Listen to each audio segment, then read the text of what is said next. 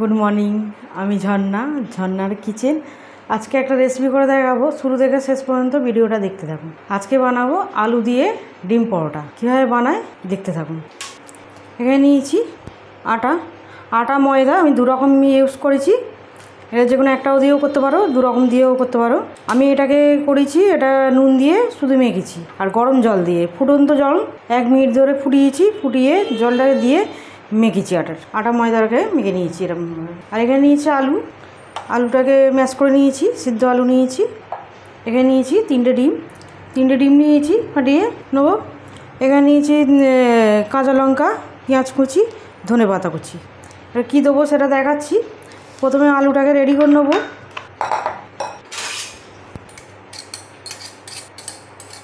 দিয়ে দেবো ধনে পাতা কিছুটা, দেবো পেঁয়াজ, কাঁচা লঙ্কা, দিয়ে দেবো কাশ্মীরি লাল লঙ্কা 1 চামচে। আর ডিমের মধ্যে আমি এখানে দিয়ে দেবো অল্প করে হলুদ আর গোলমরিচ দেবো 1/2 চামচে, ডিমের মধ্যে দিয়ে দিলাম। আর এইখানে দেবো অল্প তেল, দেবো সর্ষে তেল 1/2 চামচে দিলাম। নুন দেবো পরিমাণ মতো, নুন ডিমেতে তো দিয়ে দেবো নুন পরিমাণ মতো। এটা ভালো করে মিক্স করে নেবো।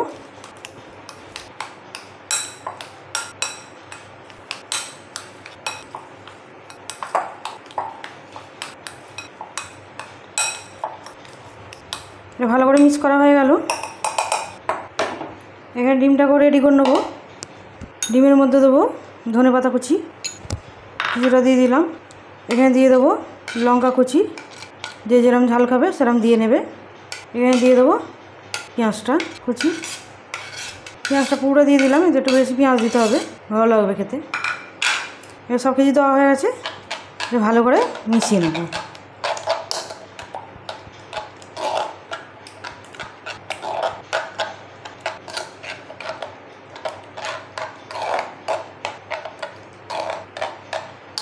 এটাও ভালোভাবে মেশানো হয়ে গেছে, এটা এবারে পাশে রাখবো। এবারে এটাকে আটার এটা ডোর কিনে নেবো, ভালো করে নিই। এরকম সাইজ হবে, একটু বড় বড় করতে হবে। একটা এবারে গুল্লা নিয়ে নিয়েছি, একটু হাত দিয়ে একটু বাটির মতো করে নেবো। এইভাবে একটু বাটির মতো করে নিলাম।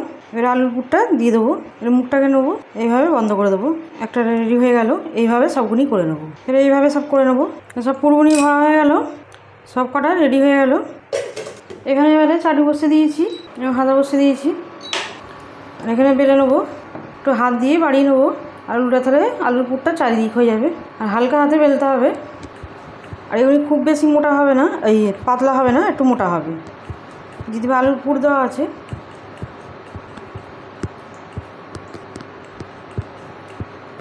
এরকম করে নেবো, এরকমভাবে বেলে নেবো। বেলে নিয়েছি, গরম হয়ে গেছে, একটা দিয়ে দেবো। আর একটা এইভাবে বেলে নেবো, এটাকেও ফের বেলে নেবো, হালকা হাতে বেলছি। এবারে এটা একটু ভেজে নেবো পরোটাগুনি। আর এটা খেতে খুবই ভালো লাগে এই পরোটা।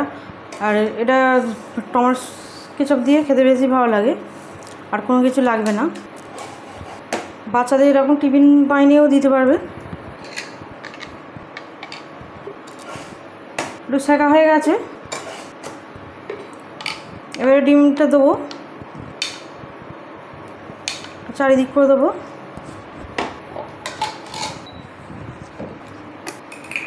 অল্প করে সরষে তেল নেবো, সরষে তেল দিয়ে দেবো। দিয়ে এবারে এটাকে উল্টে দেবো। আবার এইভাবে দিয়েও ডিম দিয়ে দেবো।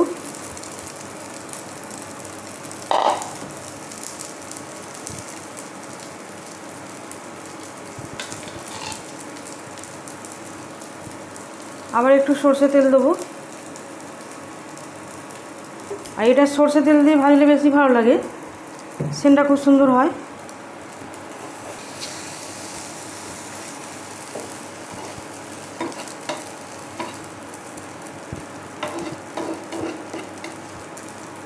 এইভাবে ভেজে নেব।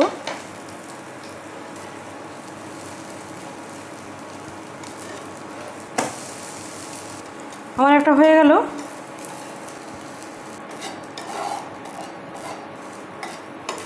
এটা রেডি হয়ে গেল। আবার একটা দিয়ে দেবো। আবার এই পরোটাটাকে ভালো করে ভেজে নেবো। একটু ভাজা হয়ে গেছে, আবার ডিমটা দিয়ে দেবো, চারিদিক করে দেবো। অল্প করে সরষের তেল দেবো, উল্টে দেবো। আবার এদিকেও ডিম দিয়ে দেবো।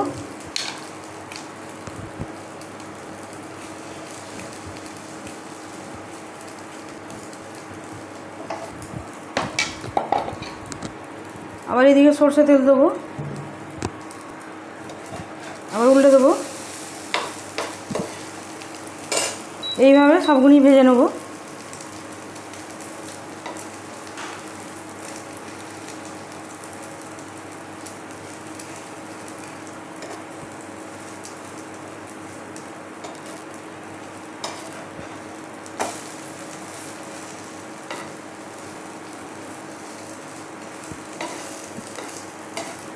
এপিট ওপিট করে ভেজে নেব।